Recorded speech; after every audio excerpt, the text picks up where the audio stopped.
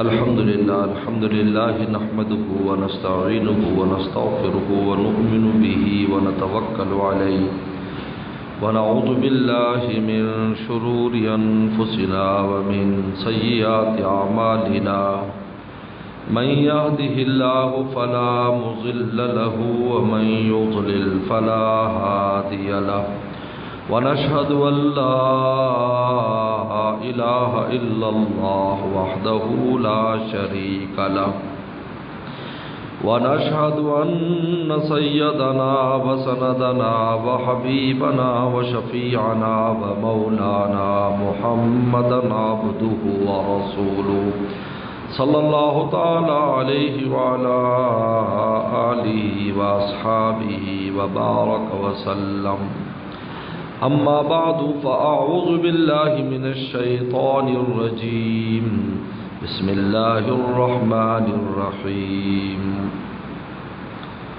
وعد الله الذين آمنوا منكم وعملوا الصالحات ليستخلفنهم في الأرض وقال النبي صلى الله عليه وسلم حب الوطن من الإيمان أو كما قال عليه الصلاة والسلام صدق الله وصدق رسوله النبي الكريم۔ حضرات علماء کرام، طلباء اعزام، میرے محترم بزرگ اور دوستو، طالبات، فاضلات، عالمات اور میری ماں بہنوں، آج پاکستان کی آزادی کا دن ہے جو ہر سال بڑی محبت اور شوق کے ساتھ منایا جاتا ہے، اور اس عہد کی تجدید کی جاتی ہے جو پاکستان بناتے وقت اس قوم نے کیا تھا۔ انسان کے تین وطن ہیں، مومن کے تین وطن ہیں، مسلمان کے تین وطن ہوتے ہیں۔ ایک وطن ایمانی وہ مدینہ شریف ہے، وطن ایمانی وہ مدینہ شریف ہے۔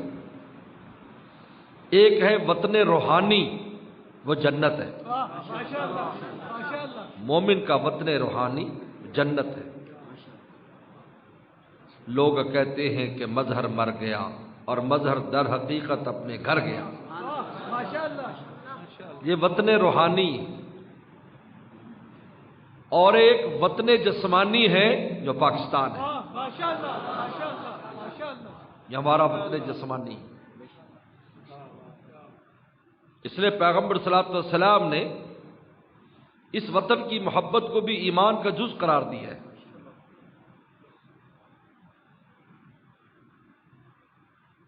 اس لیے پاکستان کی مخالفت کو کفر قرار دیا علماء نے کہ کفر ہے پاکستان کی مخالفت کرنا، کیونکہ یہ پاکستان قومیت کی بنیاد پر، لسانیت کی بنیاد پر، مال و دولت کی بنیاد پر، جاگیرداری کی بنیاد پر نہیں بنا۔ ان کے بنانے والوں کا نظریہ دین اور اسلام تھا۔ اس لیے پاکستان کا یہی نعرہ شروع سے آج تک لگتا آ رہا ہے کہ پاکستان کا مطلب کیا؟ لا الہ الا اللہ۔ لا الہ چونکہ بنیاد ہے، دین و اسلام کی بنیاد کلمہ طیبہ ہے، جنت کی کنجی کلمہ طیبہ ہے۔ وہ کنجی اور وہ بنیاد اس پاکستان کا اول مقصد ہے۔ تو بتاؤ، جو اتنے عظیم مقصد کے لیے چیز بنائی گئی ہو، اس کی مخالفت کس طرح جائز ہوگی؟ آپ بتائیے۔ کسی طرح بھی جائز نہیں۔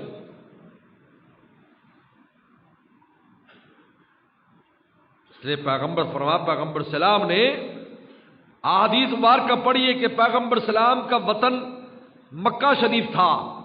آپ جب مکہ شریف چھوڑ رہے تھے، آپ کی آنکھوں میں آنسو تھے اور آپ فرما رہے تھے، اے مکہ، اگر مجھے لوگ یہاں سے نہ نکالتے میں کبھی نہ نکلتا۔ جناب ہجرت فرما کر مدینہ شریف چلے گئے۔ مدینہ شریف میں مکہ یاد آتا تھا، حضرت بلال کے بارے میں بخاری شریف میں آتا ہے کہ جب انہیں بخار ہوتا، چونکہ مدینہ شریف میں بخار بہت ہوتا تھا، جب انہیں بخار ہوتا تو وہ زور سے کہتے کہ کاش وہ دن آئے کہ میں مکہ کے ان پہاڑوں پر جا کر پھروں، ان چشموں پر پھروں جہاں پر میں پھرا کرتا تھا۔ اما عائشہ صدیقہ رضی اللہ تعالیٰ عنہ نے یہی بات رسول اللہ کو بتا دی کہ بلال جب بیمار ہوتا ہے تو بے اختیار مکہ کو یاد کرتا ہے، تو سرکار دو عالم کے ہاتھ اٹھے، اے اللہ میرے دوستوں پر مجھے اور میرے دوستوں کو مدینہ شریف مکہ سے بھی زیادہ محبوب فرما دے، اور اس کے ایک سا میں 2 سا والی برکت ڈال دے، اور اس کے ایک مد میں 2 مد والی برکت ڈال دے، اور اس کی بیماری کو تو جوفا کے اندر لے جا۔ اس کے بعد جب یہ دعا رسول اللہ نے فرمائی، پھر مدینہ کی محبت نہ صرف صحابہ کے دل میں بلکہ قیامت تک آنے والے ایمان والوں کے دل میں وطن ایمانی کی حیثیت سے بیٹھ گئی۔ آپ اس سے اندازہ کر سکتے ہیں کہ اللہ تعالیٰ نے جس سرزمین پر انسان کو رکھا ہوتا ہے، اور وہ سرزمین بھی وہ ہو جو آپ آزادی سے سانس لے رہے ہیں، آزادی سے نماز پڑھ رہے ہیں۔ اللہ ابھی طالب علموں نے، بچوں نے بڑی خوبصورت بیانات اور بہت خوبصورت نظمیں پیش کی۔ میرا دل رو رہا تھا کہ وہ جگہ جہاں آزادیاں تھیں، جن میں میرے والد صاحب کا وطن بھی ہے، آج وہاں اللہ تعالیٰ کا نام لینا بھی مشکل ہے، آج وہاں قرآن پڑھنا بھی مشکل ہے، آج وہاں اذان دینا بھی مشکل ہے، آج ہماری ماں بہنوں کو برقع لینا بھی مشکل ہے، آج ہمارے مسلمانوں کو داڑھی رکھنا بھی مشکل ہے۔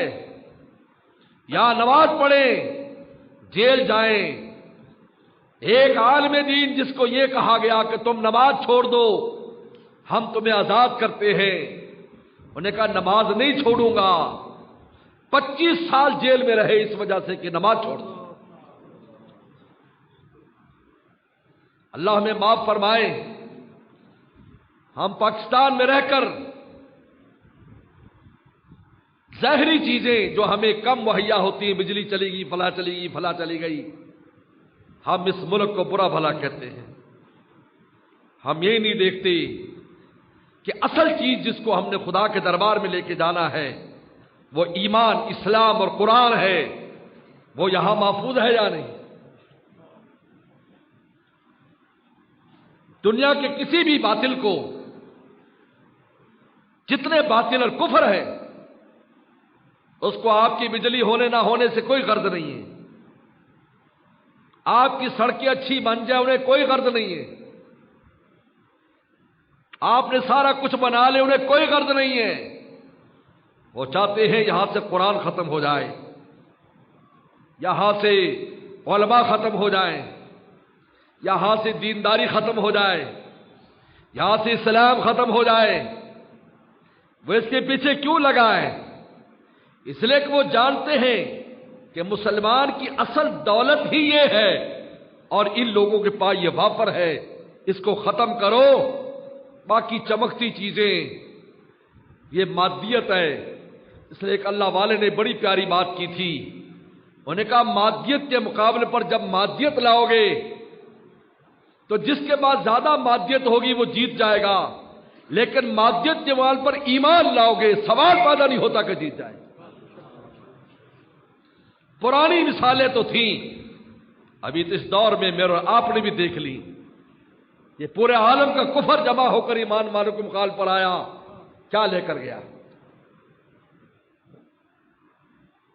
ایمان اور مادیت، کبھی مادیت جیت نہیں سکتی، کیوں قرآن نے کہا وَالْعَاقِبَةُ لِلْمُتَّقِينَ، فرمایا انجام ہم نے متقیوں کے ہاتھ میں دے رکھا ہے، وہ جیسے چاہے فیصلے کرے۔ میرے دوست، اللہ تعالیٰ نے حکیم الامت تھانوی رحم اللہ جیسا انسان، مجدد زمانہ، اتنا محتاج انسان، جتنی احتیاط حضرت کے طریق میں پائی جاتی ہے، مسائل میں بھی فضائل میں بھی شاید ہی کسی طریق میں ہو، حضرت نے ذرا بھی کسی شے کی گنجائش نہیں چھوڑی۔ لیکن جب پاکستان کی بات آئی، پاکستان بنانے کی بات آئی، مولانا شوکت علی حضرت تھانوی رحم اللہ کے پاس گئے، تھانہ بھون میں بات رکھی، استخارہ کیا، غیبی اشارے ہوئے، حضرت نے تحریک کا حصہ بننے کا اعلان کیا، اور یہ نعرہ تھانہ بھون سے نکلا، بن کے رہے گا پاکستان، لے کے رہیں گے پاکستان۔ بولو، بن کے رہے گا، لے کے رہیں گے۔ یہ نعرہ تھانہ بھون کی خانقاہ سے نکلا ہے۔ جب یہ نعرہ نکلا ہے، کیفیات بدل گئیں، کیونکہ کسی بھی تحریک کی کامیابی کے لیے اس کے سر پر کسی بڑے اللہ والے کا ہونا ضروری ہے۔ اگر تحریک ختم نبوت کامیاب ہوئی ہے تو بڑے بڑے اللہ والوں کی سرپرستی کی وجہ سے، ان کے مشوروں کی وجہ سے، ان کی دعاؤں کی وجہ سے۔ حکیم الامت تھانوی رحم اللہ نے تمام خلفاء کو پابند کر دیا، جاؤ۔ تفصیلات بچوں نے بڑی اچھی بیان کی ہے، میں ایک ہی بات کرتا ہوں۔ جب انگریز نے یہ کہا کہ سرحد کا جو ریفرنڈم ہوگا، اگر سرحد کے لوگ پاکستان بنانے کے حق میں ہوں گے تو ہم پاکستان بنائیں گے، ورنہ نہیں، کیونکہ یہ سب سے زیادہ مسلمانوں کا علاقہ ہے، 100% مسلمانوں کا علاقہ ہے۔ وہ کیا ریفرنڈم ہے؟ کیونکہ ہندوستان میں جو مسلمان تھے اس میں ہندو بھی تھے، سکھ بھی تھے، مسلمان بھی تھے۔ انہوں نے کہا یہ کیا فیصلہ دیتے ہیں؟ سرحد کا ریفرنڈم ہوا تھا، ہر طرح کی وہاں بھی کوششیں تھیں کہ پاکستان کے خلاف ووٹ دیا جائے۔ حضرت مولانا شبیر احمد عثمانی رحمۃ اللہ علیہ، حضرت مفتی شفیع صاحب رحمۃ اللہ علیہ، دونوں حضرات نکلے، ایک ایک گاؤں، ایک ایک شہر میں گئے۔ حضرت مولانا شبیر عثمانی رحم اللہ کو اللہ نے خطابت کا عجیب ملکہ تھا فرمایا تھا، انہوں نے وہاں بات رکھی اور حضرت تھانوی رحم اللہ کی خواہش کا اظہار کیا۔ حضرت تھانوی رحمۃ اللہ علیہ 1943 میں وفات پا چکے تھے، لیکن وفات سے پہلے یہ بات حضرت کہہ چکے تھے، جو حضرت کی کتابوں میں اس وقت درج ہے کہ حضرت فرما چکے تھے کہ 1947 میں پاکستان بن جائے گا، پیشن گوئی دی تھی، اور 43 میں فوت ہو گئے۔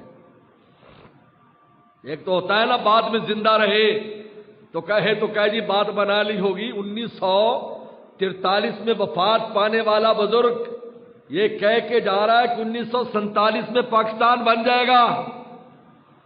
ان کی خواہش کو سرحد کے لوگوں کو بتایا، فضا تبدیل ہو گئی، ریفرنڈم ہوا، مسلم لیگ ریفرنڈم جیت گئی، انگریز مجبور ہو گئے اس بات پر کہ مسلمانوں کو علیحدہ جگہ دی جائے۔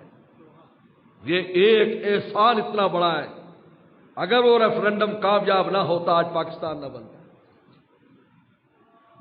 یہی وجہ ہے قائد اعظم مرحوم کی تربیت حضرت تھانوی نے فرمائی تھی، کیونکہ حضرت تھانوی کا ایک نظریہ تھا، وہ فرماتے تھے مجدد الافسانی نے کیا کیا تھا، رحمت اللہ علیہ نے بادشاہ کے ساتھ ٹکر نہیں لی، اکبر بادشاہ کے ساتھ بادشاہ کے وزیروں کی تربیت کی، ان کو خط بھیجتے تھے، مکتوبات۔ یہ مکتوبات کس کو؟ بادشاہوں کے وزیروں کو بھیجے گئے، نوابوں کو بھیجے گئے، امیروں کو بھیجے گئے، جس میں ان کی دینی تربیت کی۔ جب اکبر بادشاہ مرا اور اس کی جگہ پر اس کا بیٹا سلیم آیا جہانگیر، تو اس نے کہا کہ میرے ابا نے یہ جو دین بنایا جس کے بارے میں کیا مشورہ ہے؟ سارے جتنے وزیر تھے وہ پہلے سے تربیت یافتہ تھے، انہوں نے کہا کہ اس دروازے کو بند کر دیا جائے۔ ایک دم فتنہ ختم ہو گیا، اور پھر اسی کی اولاد میں عالمگیر جیسا انسان پیدا ہوا ہے، کی اولاد ہے۔ حضرت تھانوی رحم اللہ نے بھی قائد اعظم مرحوم کی تربیت کی۔ ایسے بھی بچہ بتا رہا تھا طالب علم کہ پینٹ شرٹ سے شلوار قمیض اور شیروانی پر لائے اور سر پر ان کے جنا کیپ رکھوایا، 5 ٹائم کا نمازی بنایا، نماز سکھائی۔ حضرت مولانا شبیر علی صاحب جو حضرت کے بھانجے تھے اس قائد اعظم کو جا کر سکھاتے تھے، نماز روزے کے احکام بتاتے تھے، تربیت کی، دین سمجھایا، اس کی تربیت ہوئی، علماء کے ساتھ ان کا اعتماد بڑھ گیا۔ یہی وجہ ہے کہ قائد اعظم نے جب پاکستان بنا تو پہلے ذکر کر چکے ہیں مقررین کہ پاکستان کا جھنڈا کھولنے والا بھی عالم دین تھا حضرت تھانوی رحم اللہ کا خلیفہ مولانا شبیر احمد عثمانی رحمۃ اللہ علیہ، اور بنگلہ دیش میں بھی مشرقی پاکستان کا جھنڈا کھولنے والے بھی مولانا ظفر عثمانی رحمۃ اللہ علیہ تھے، جو حضرت تھانوی رحم اللہ کے بھانجے بھی تھے اور خلیفہ بھی تھے۔ قائد اعظم نے کہا، حالانکہ حق اس کا بنتا تھا خود کھولے، انہوں نے کہا نہیں، یہ علماء مقدم ہیں، ان کی وجہ سے کامیابی ہوئی ہے۔ اور پھر جب دنیا سے جانے لگے، قائد اعظم محمد علی جناح، لوگوں میں شکوک و شبہات تھے کہ اس کا عقیدہ کیا ہے۔ آج بھی جیسے بے وقوف لوگ کہہ دیتے ہیں کہ وہ یوں تھا، وہ تھا، وہ تھا، تو تحقیق کچھ نہیں۔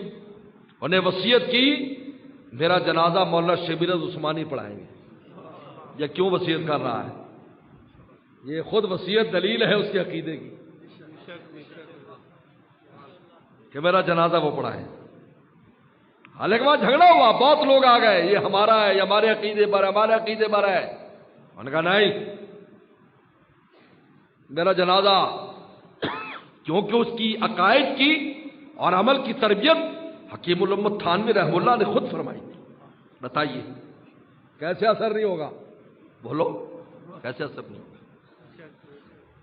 کہتے حق بات حق نیت کے ساتھ حق طریقے پر کی جائے تو اس کا اثر ظاہر ہونا ضروری ہے۔ کہتے اگر کسی بات کا اثر ظاہر نہیں ہو رہا ہے، یا نیت حق نہیں ہے، یا بات حق نہیں ہے، یا طریقہ حق نہیں ہے۔ حکیم الامت تھانوی کی بات تربیت ہو گئی۔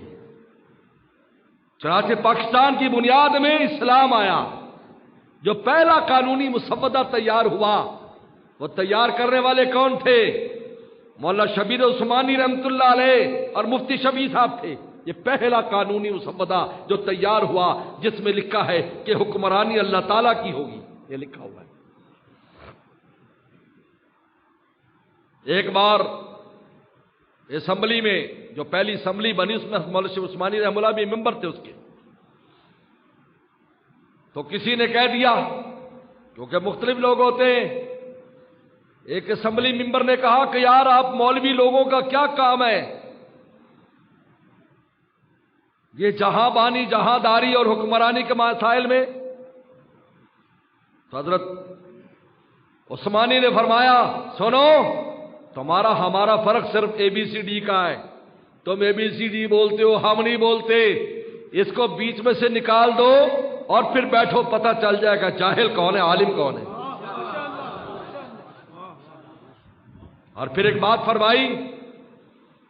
فرمایا کہ ہم کشتی چلانا جانتے ہیں اور ان دنیا داروں کے پاس کشتی ہے، ان کو چلانا نہیں آتا، ہم چلانا جانتے ہیں، کشتی نہیں۔ اگر ان کو عقل ہوتی ہمیں چلانے کے لیے رکھ لیتے، ان کی کشتی چلتی اور منزل پر پہنچ جاتی۔ کام تو علماء کرام کا ہی ہے۔ اس لیے بنی اسرائیل کے یہ علماء تسوسهم الانبیاء، انبیاء سلام چلایا کرتے تھے، حکمرانوں کو گائیڈ کر کیسے چلانا ہے۔ تو میرے دوستو، بلکہ پوری دنیا میں، اسلامی دنیا میں اگر آپ دیکھیں، جہاں بھی آزادی کی تاریخ چلی ہے اور کامیاب ہوئی ہے، علماء اور صلحاء کی وجہ سے ہوئی ہے۔ آپ وہ تیونس سے شروع ہو جائیں، تیونس، الجزائر، مراکش، لیبیا، مصر، جہاں جہاں پر غیروں کا تسلط اور آزادی ہوئی دینداروں کی وجہ سے ہوئی ہے۔ یہ موم بتی مافیا کی وجہ سے نہیں ہوئی، سیکولروں کی وجہ سے نہیں ہوئی، ان میں کہ تو بس میں کچھ نہیں ہے۔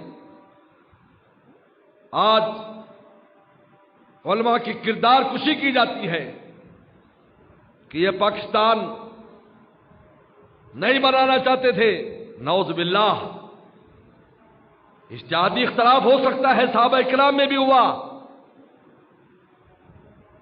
حضرت مولانا حسین مدنی رحمۃ اللہ علیہ سے جب یہ کہا گیا کہ پاکستان بن گیا تو بڑی خوبصورت بات فرمائی، فرمایا کہ مسجد بنانے میں تو اختلاف ہو سکتا ہے کہ یہاں مسجد بنائی جائے یا نہ بنائی جائے، لیکن اگر وہاں مسجد بن جائے تو پھر اس کی مخالفت جائز نہیں ہے۔ یعنی پاکستان کو حضرت نے مسجد کے ساتھ تشبیہ دی تھی، مسجد کے ساتھ، اب ایسا محترم ہے، اب پھر کبھی مخالفت نہیں کی، حضرت کا انتقال تو 1950 میں ہوا ہے یا اس کے بعد، لیکن کبھی حضرت نے مخالفت نہیں فرمائی۔ مسجد کے بنانے میں اختلاف ہو سکتا ہے، لیکن سیکولر، بلکہ سیکولر سے پہلے قادیانی، جس دن پاکستان بنا اسی دن سے قادیانیت نے اپنے پنجے پاکستان میں گاڑنے شروع کیے، اور سر ظفر اللہ جو تھا، جو پاکستان کا پہلا وزیر خارجہ تھا، پوری دنیا میں جہاں جہاں پر بھی پاکستان کی سفارت خانے تھے وہاں اس نے مرزا قادیانی کی تصویر لگائی تھی،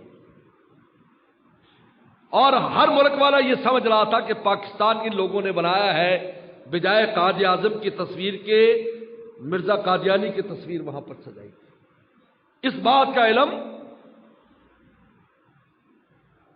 جب نواب لیاقت علی خان کو ہوا تو اس نے فیصلہ کر لیا کہ اس کس عہدے سے ہٹایا جائے، یہ لوگوں کو مس گائیڈ کر رہا ہے، لیکن اس سے پہلے انہوں نے لیاقت علی خان کو شہید کرا دیا۔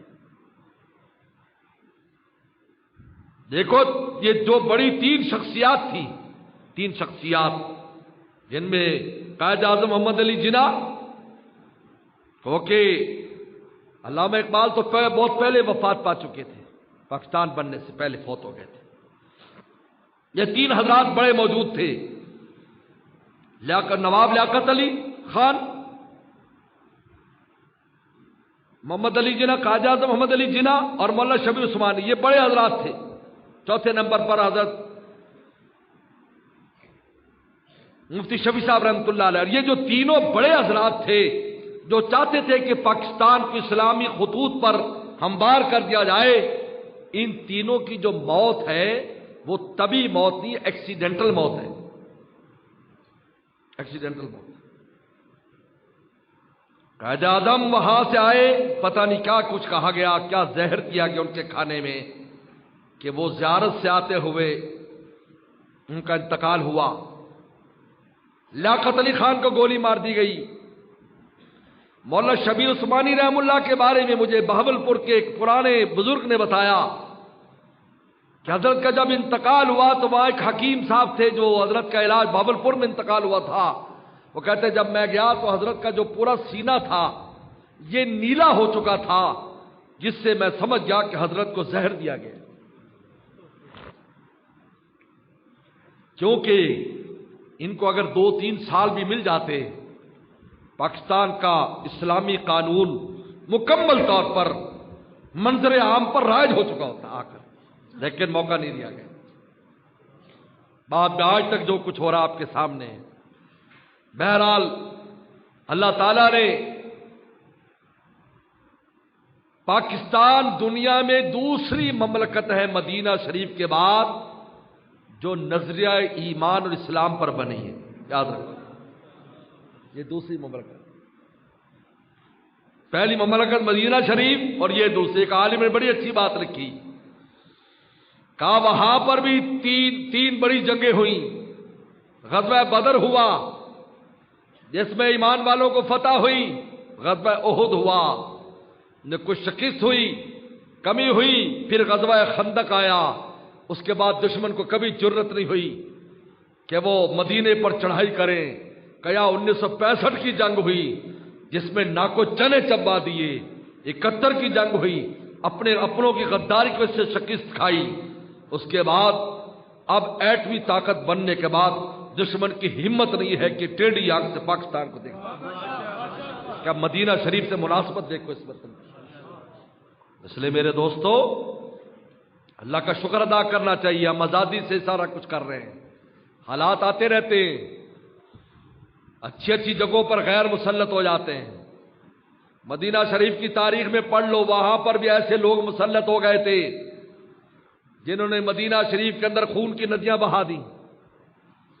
لیکن اس کا مطلب یہ نہیں ہے کہ مدینہ مدینہ نہ رہا. مدینہ تو مدینہ ہے. مدینہ مدینہ مدینہ مدینہ بڑا لطف دیتا ہے نام مدینہ. کاش ہوتا مدینے میں میرا وطن. میرے شیخ فرماتے تھے کاش ہوتا مدینے میں. وہ ہمارا ایمانی وطن ہے, ہر مومن کا ایمانی وطن. رسول اللہ فرمایا جو تم میں مر سکے تو مدینے میں آ کر مرے, کیونکہ میں سب سے پہلے جو ہے مدینے والوں کی سفارش کروں گا, کیونکہ ہمارا ایمانی وطن ہے, یا ہمارا جسمانی وطن ہے. جنت ہمارا روحانی وطن ہے. بہرحال آج کی اس مختصر سی تقریب ہے تاکہ ہم بھی اس موقع پر اپنا حصہ ملائیں اور قوم کے سامنے یہ بات آئے کہ اصل وارثان اس پاکستان کے کون ہیں, اس کو آباد کرنے والے کون ہیں. بہت پہلے ایک بات مولانا فضل الرحمان صاحب نے کہی تھی کہ وطن پر جب بھی اگر برا وقت آیا خدا نہ خواستہ, جو سارے موم بتی مافیا بھاگ جائے گا, یا فوج رہ جائے گی یا علماء طلبہ رہ جائیں گے. لہذا ہماری سرحدوں کی محافظ ہماری فوج ہے, اور ہماری نظریات کے محافظ یا علماء طلبہ ہیں. اور کوئی بھی وطن نظریے اور سرحد کے ساتھ قائم رہتا ہے. نظریہ ہو زمین نہ ہو فائدہ نہیں, زمین ہو نظریہ نہ ہو تو فائدہ نہیں. نظریہ اس لیے اسلام کا قلعہ ہے پاکستان, پورا عالم سمجھتا ہے. میرا دنیا میں جانا ہوتا ہے, لوگوں کی خواہش ہوتی ہے ہمارے بچے پاکستان میں جا کر دین سیکھ لیں. یہ واحد ایک ایسی چیز ہے دین اور اسلام اور علم دین کہ جو پوری دنیا یہاں آنا چاہتی ہے, جبکہ باقی تعلیموں کے لیے دنیا ہماری باہر جانا چاہتی ہے, لیکن دینی تعلیم کے لیے پوری دنیا کے لوگ یہاں آنا چاہتے ہیں, کیونکہ اللہ تعالی نے اس کو اسلام کا قلعہ بنایا ہے. بس اس وطن کی قدر کریں, اس سے محبت کریں, اور اس سے محبت ایمان کا حصہ سمجھیں, اپنا اچھا کردار پیش کریں, محبت کو پھیلائیں. میرے مرشد فرماتے تھے وطن میں محبت کو عام کرو. جو بھی نفرت پھیلا رہا ہے یہ غیروں کے لیے کام کر رہا ہے. ہمارا کام ہے محبت پھیلانا. مدرسہ ہو وہاں سے محبت, خانقاہ ہو وہاں سے محبت, سکول ہو وہاں سے محبت, کالج ہو وہاں سے محبت, مسجد ہو وہاں سے محبت. محبت پھیلاؤ. جب تک ہمارے اندر اتحاد اور اتفاق نہیں ہوگا اس وقت تک ترقی نہیں ہے. ترقی کی بنیاد اتفاق اتحاد ہے اور نظریے کی حفاظت ہے. میں تمام حضرات کا, ان بچوں کا بھی جنہوں نے اتنا اچھا پروگرام پیش کیا ہے, اور آپ تمام حضرات کا بھی شکریہ ادا کرتا ہوں کہ ہمارے ان جذبات میں شرکت کے لیے آپ حضرات تشریف لائے, وقت نکالا. اللہ تعالی ہم سب کو اس وطن کے ساتھ سچی محبت نصیب کرے, اور اس کی حفاظت ترقی میں ہمیں اپنا کردار ادا کرنے کی توفیق عطا فرمائے. وآخر دعوانا ان الحمدللہ رب العالمین.